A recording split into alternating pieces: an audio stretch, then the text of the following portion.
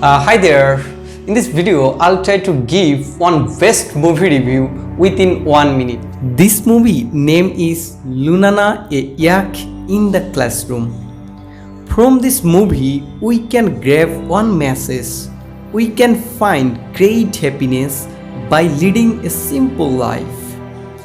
A main character of this movie, trainee teacher, dreams of becoming a singer and want to go Australia are interrupted when he is posted to the world's remotest schools in Bhutan. Especially, I want to mention last year it became the first Bhutanese film to get an Oscar nomination for the Best International Features.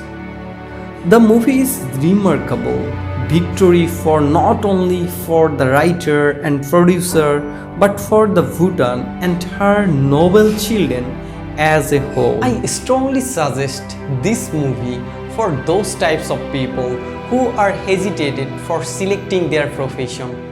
Happy watching.